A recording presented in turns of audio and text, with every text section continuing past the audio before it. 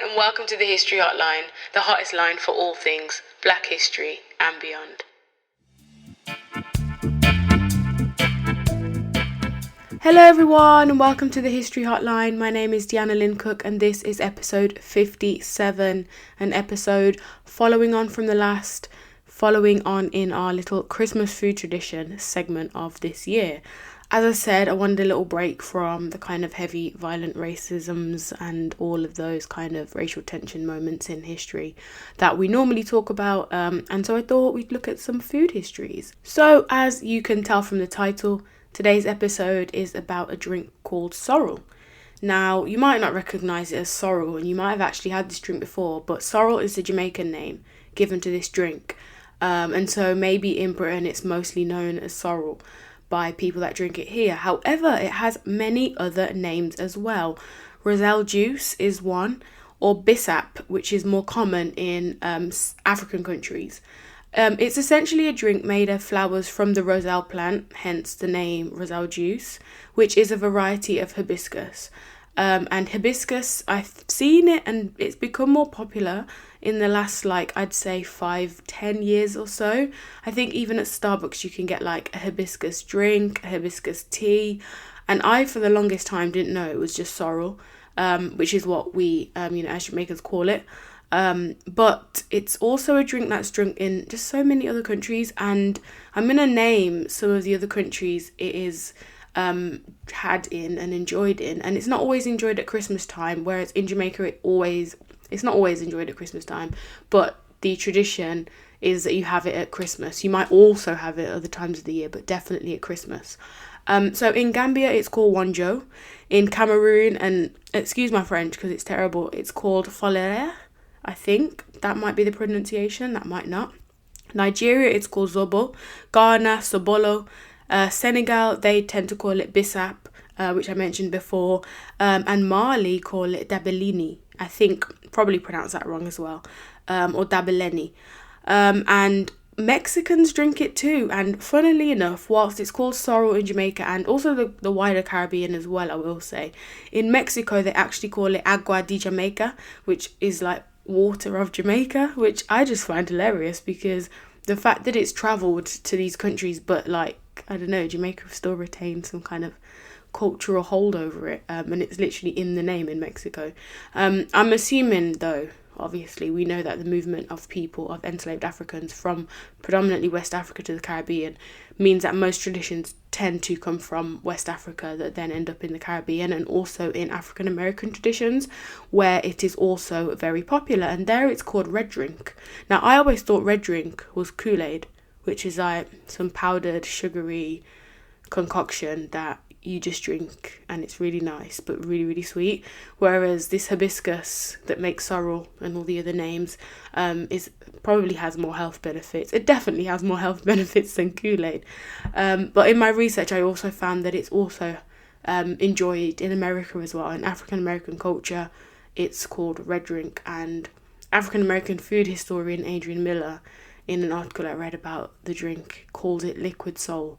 And to African Americans it is that important, which is very interesting. And it's a guest like pepper pot that we learned about last week that travelled to America through enslaved peoples from the Caribbean and the indigenous population there. And it's just no different with these recipes and traditions that we're seeing. They have travelled around populations of African people and have ended up kind of predominant in different cultures, which is very, very interesting. Now, as the episode is called Sorrel, or I might call it Sorrel/Bissap, I haven't actually decided at the point of recording, but as I am coming from the perspective of a Jamaican and my introduction to this sensational drink is from Jamaica, I'm going to be giving you the Jamaican version. Now, that's not to say you can't go and find the version that appeals to you. Maybe you liked one of the words or the names and you think you're gonna research their recipe, or you're from one of those places and you're thinking this isn't how you make it,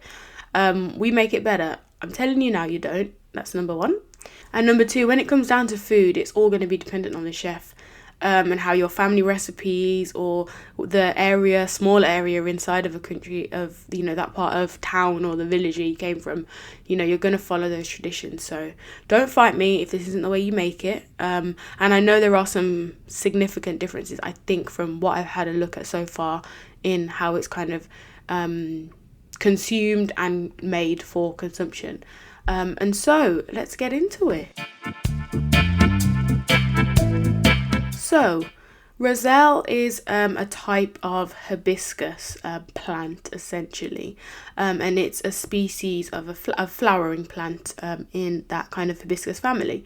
Now, it's native to Africa, most likely West Africa, and it was in the 16th and early 17th centuries that it spread to the West Indies and Asia, and has now become naturalized in many different places. I didn't actually realize it also went to Asia as well, and I'm sure they drink it in a different way to the kind of countries I mentioned before. I think tea is probably what they do with the plant. Essentially, the stems of this plant are not what's used. They're used actually for this production of this like material, this type of fiber. But the dried flowers, the kind of cover, is used for the drink, whether that be a tea or the kind of Christmas drink that we're thinking about today. So it's the outer covering of the capsule that they're not cooked necessarily, they're boiled. And then they're extracted. The actual liquid is extracted from this kind of, it looks like a flower, and when they're sold, they tend to be sold dry. When I've seen it in Jamaica, I've seen it as the actual like plant that is, got body to it and everything. But in England, it's normally, I think in Jamaica or in the Caribbean and probably in Africa as well, they dry it down and then they ship it and it's exported as a dried good.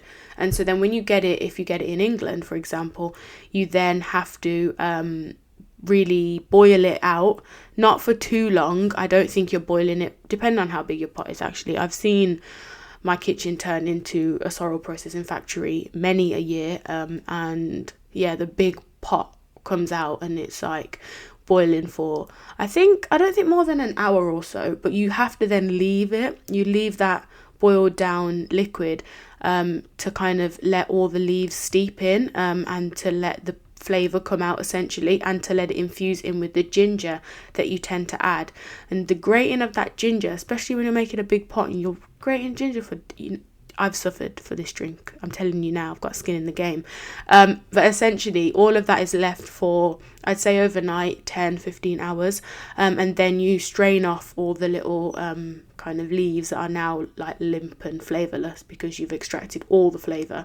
They go in the bin with all the kind of ginger that you might have grated, that again, all the flavours come out of that. You strain it off and then you flavour it and season it with cinnamon and ginger spice and all that kind of cloves and that kind of thing to give it not a more Christmassy flavour, but it's a Christmassy drink, so that's the kind of seasonings and flavourings it has. Sometimes I've seen nutmeg go in it, cloves, that kind of thing. And then to finish it off, you give it a big tipple or chug of white rum. Ray and nephew, if you're Jamaican, I've never seen, I don't like to see any of the alcohol used, but also I've seen a lot of recipes that use some kind of red wine as well, or another kind of alcoholic drink, or you don't actually have to put alcohol in it. I think that's just where the Jamaicans come in, because I know that looking at some of the recipes from some of the countries in Africa that make it, they actually have it as a nice refreshing daytime drink, whereas in Jamaica and in the wider Caribbean, it's a party drink. And you can vary the amount of rum you put in it. You can put in a little tipple, can give you a little buzz, or you can really dump a load in there and now the drink has a whole new meaning. But either way, it is typically enjoyed at Christmas time because of the fact that historically the plant would blossom in time for Christmas and for that process to occur, and only at Christmas time. So it wasn't a drink you could have all year round. However, with modern technologies and being able to now dry the drink and dry the leaves, should I say, and the capsules, you can now obviously have that at any time of the year, and now it's being exported out to Britain, America, everywhere else. That's something you can make and enjoy all through the year. My family, we have it at Easter as well, or just generally like if we're feeling like a pick-me-up. Sorrel is that drink really. Now, I will say if you drink this drink in England or you've heard of it, I'd say it was brought to England primarily through the migration of Caribbean people in the Windrush era and that generation of people. And, that's when you started to see more Afro-Caribbean food shops where you could actually purchase this dried and have your sorrel at Christmas, even though you hadn't been to Jamaica and potentially brought back sorrel from home. Now, interestingly, sorrel in America kind of arrives a little bit earlier because, as I mentioned before, it was tradition that you could only really get it at Christmas time because that was when the plant was available. But in America, the story is a little bit different, and it's actually archivally recorded, or a kind of version of this drink, not necessarily the sorrel we might enjoy in the Caribbean, but a red drink made of this Roselle hibiscus has been around and crossed over during, again, the Atlantic slave trade, just like pepper pot. Now, the historian I mentioned, the food historian Adrian Miller, again, I want to be a food historian, this is cool. He says that whilst looking through historical records, including narratives from formerly enslaved African Americans and periodicals, obviously old ones from the time, collected during the 1930s, he discovered a lot of references to red drinks being served as part of celebrations on US plantations during slavery and then after emancipation, which would make sense because, assuming that the hibiscus Roselle flower would grow in whatever part of America they're speaking about, all you would then need is water and to boil it out, and season it with whatever you have, and the majority of the seasonings that are used are things like ginger, things like cloves, things like cinnamon, which I don't know necessarily how far enslaved people would have had access to those things, but they definitely had access sometimes to small plots of land where they could kind of grow their own things to be a little bit self-sufficient. So it's very interesting that then that drink makes it to celebrations during, slavery and then in the emancipation period. Now, as I've said, in the Caribbean, it becomes a Christmas tradition because it's available. And then it kind of circles back to America as a different version of the red drink we saw during slavery, because in around the 1930s, when you see large numbers of Caribbean people moving and migrating to America, yes, they went to America before they came to Britain, because to be fair, the reason that Caribbean people stopped migrating to America in such large numbers was because of the Immigration and Nationality Act of 1952, also known as the McCarran-Walter Act, which essentially starts to really put big limitations on immigration and who can move to America, in a much similar way to the laws that were being passed in Britain in the 60s and 70s. America also had similar things happening, but this was happening in 1952. And so then people that are in the Caribbean and wanting to migrate, and I would say migration is a heavy feature of Caribbean history, in migrating into the Caribbean and migrating out.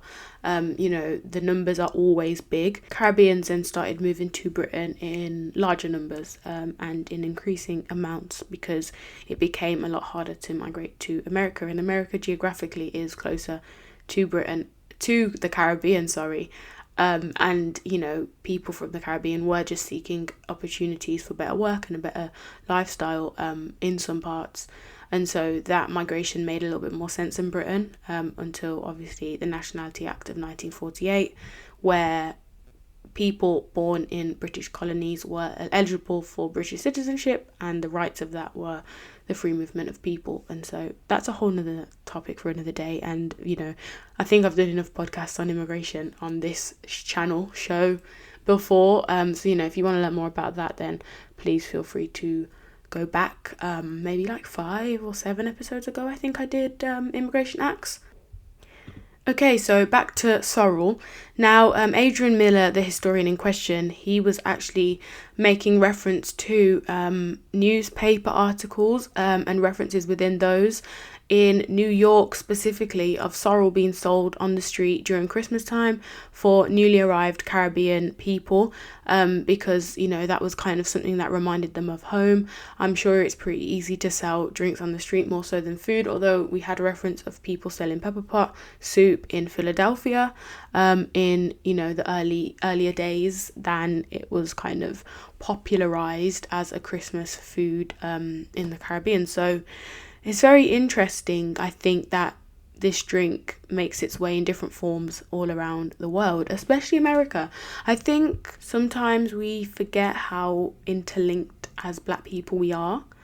You know, from African Americans who whilst the culture might be different to people that are like Black British, say, and people in Africa that still live there now and haven't migrated anywhere, and people in the Caribbean, we might all see ourselves as like very different, but I don't know, our food and our traditions, there are so many similarities. I mean, we're drinking the same drink for the same reason, and I think sometimes I find it very interesting anyway that this idea that we were all just a different stop on the slave ship, as, you know, morose as that sounds, you know, that when enslaved Africans were taken from West Africa, and you might have gotten dropped off in a Caribbean colony, or you might have gotten dropped off in America, or you might have gone to Britain in very small numbers, but there were, you know, enslaved people in Britain, or you might have been taken as an enslaved person in Africa.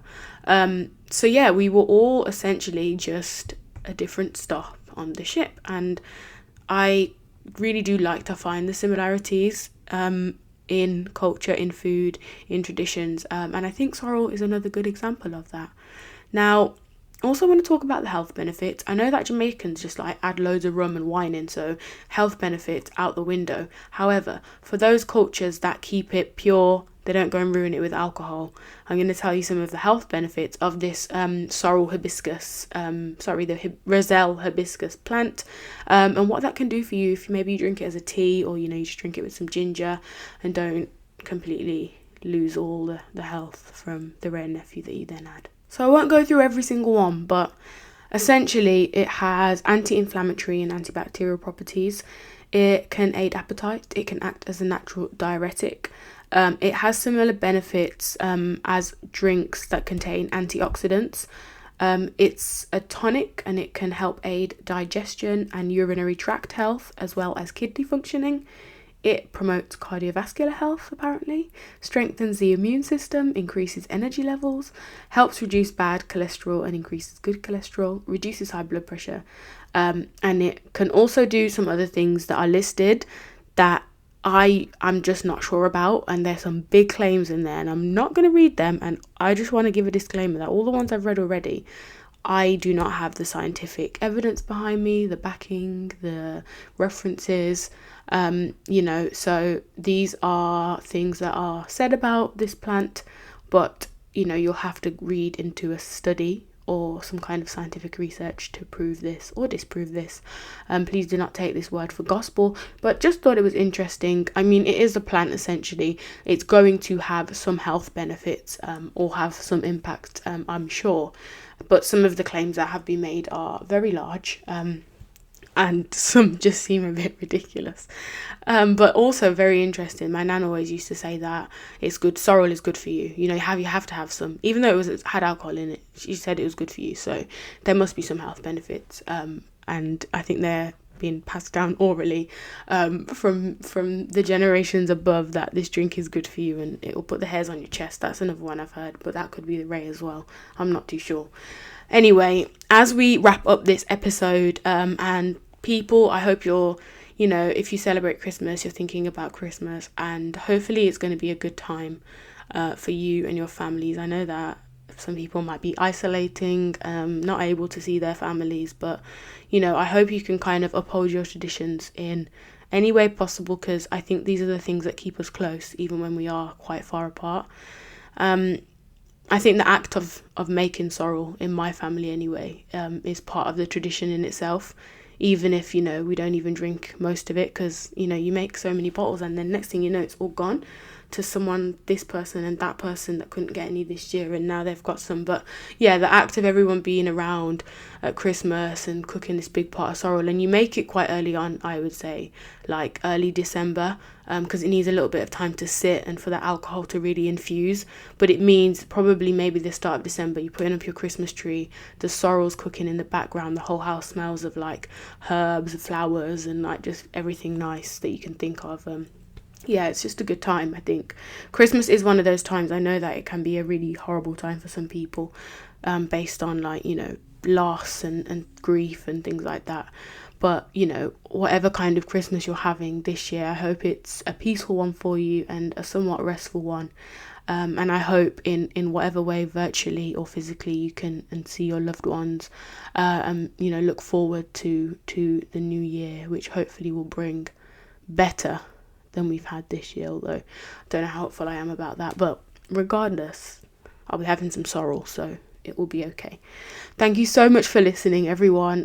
This is the last episode before Christmas, so enjoy it. Have a great Christmas, and I will be back. It won't be the new year. I think it's the 27th, the next episode of December. So that will arrive, and then the next episodes will be 2022.